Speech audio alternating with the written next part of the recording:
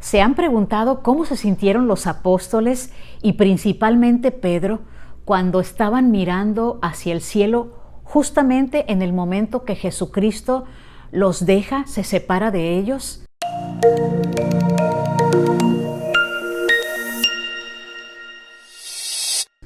No sabemos, porque no nos dicen las Escrituras, exactamente si Pedro sintió temor, se sintió nervioso porque la responsabilidad de dirigir la iglesia a partir de hoy recaía sobre él.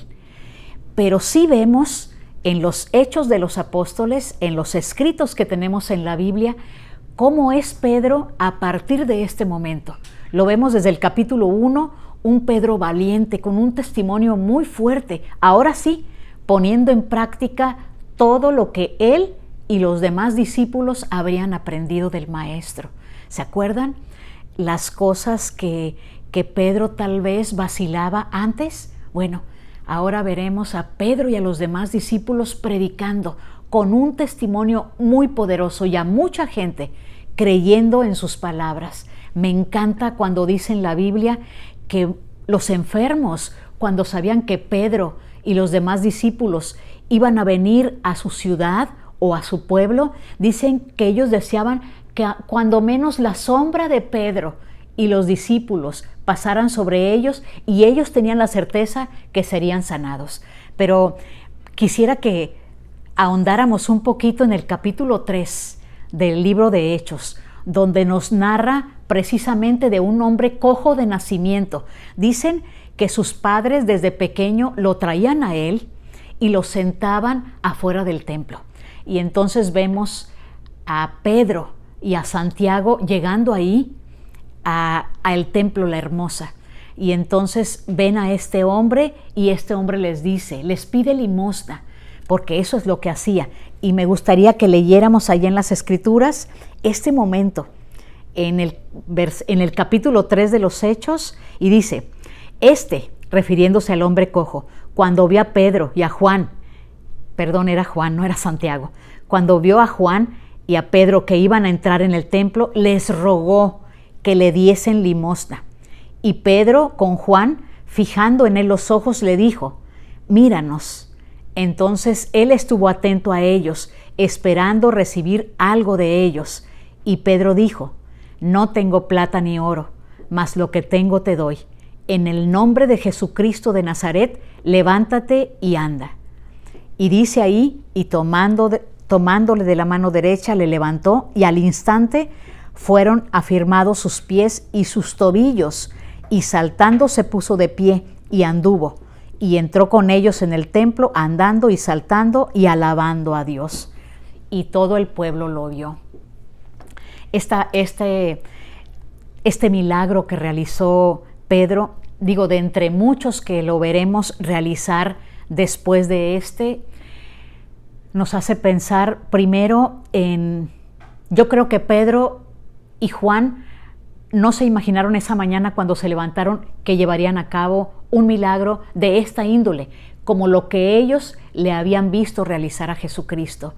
Pero me gustan mucho las palabras tan conmovedoras y tan llenas de un testimonio fuerte. No tengo plata ni oro, pero lo que tengo te doy. Lo que vino después es lo que nosotros realmente debemos atesorar en nuestro corazón. En el nombre de Jesucristo de Nazaret, levántate y anda. Y entonces ahí tuvo que ver también la fe de esta persona que fue sanada. Y vamos a ver, como les dije hace un momento, muchos de los milagros que tanto Pedro y sus discípulos realizaron.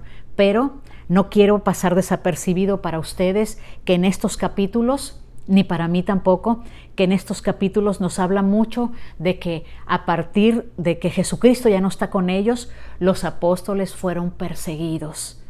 Yo creo que en algún momento, en alguna plática que Jesucristo tuvo con ellos, les debe de haber dicho, o ellos se deben de haber imaginado, que este camino del discipulado, de predicar el Evangelio, de ir por toda nación y predicar el Evangelio, no sería fácil.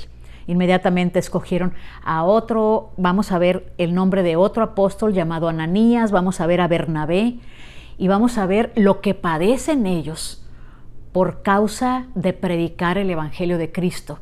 Y no era muy bien visto ser cristiano en ese tiempo. Es decir, la gente que se convertía al Evangelio era gente que realmente sentía y creía en las palabras de Jesucristo y sus apóstoles, pero también habían tenido esa conversión en el corazón, de tal forma que ellos, a pesar de que sabían las cosas que tal vez les sucederían, ellos estaban dispuestos a seguir a Pedro y a sus discípulos.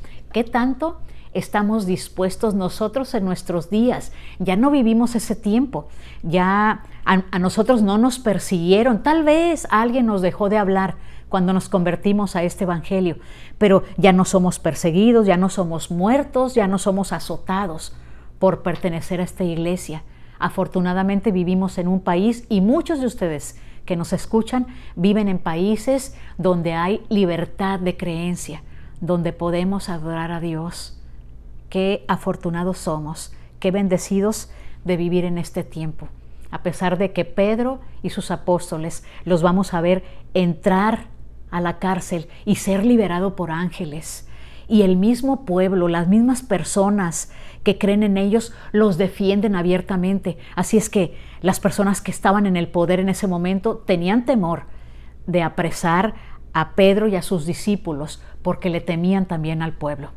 Que podamos tomar para nosotros esta valentía que tenían esas personas que se convirtieron en este tiempo, y también la fe, y también el deseo de poder aumentar nuestro testimonio a medida de que nosotros leemos, de que oramos y de que ayunamos. Esas son las cosas que en nuestros días nos van a hacer que nuestro testimonio crezca. Y también, por supuesto, sin olvidar que tenemos hoy en día discípulos fieles y verdaderos, un profeta que nos habla y que nos dice la voluntad de Dios. ¿Qué tan dispuestos estamos hoy en día a seguirlos?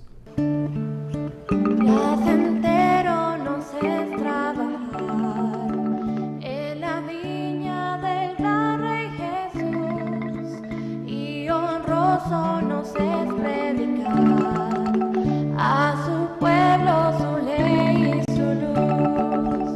Por su luz, por su luz, placentero nos es trabajar.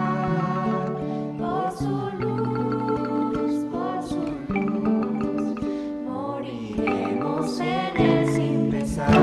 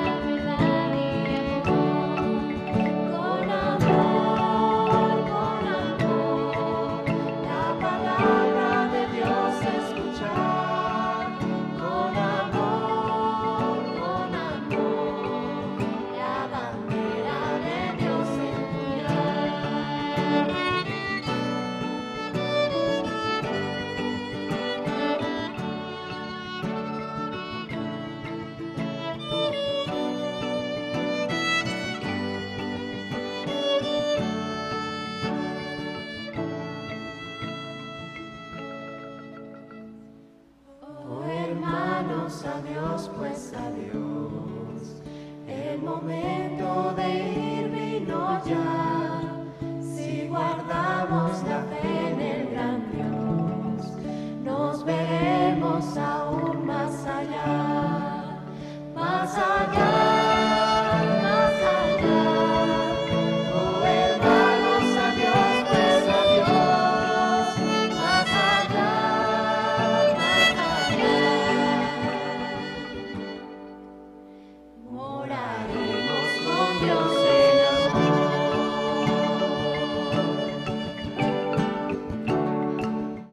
Amigos, hasta aquí te lo cuento en 10. Que hoy, como en el tiempo pasado, estemos dispuestos a escuchar la voz del Espíritu, porque Jesucristo sigue dirigiendo esta iglesia de la misma forma que en la antigüedad. Nos vemos en la próxima.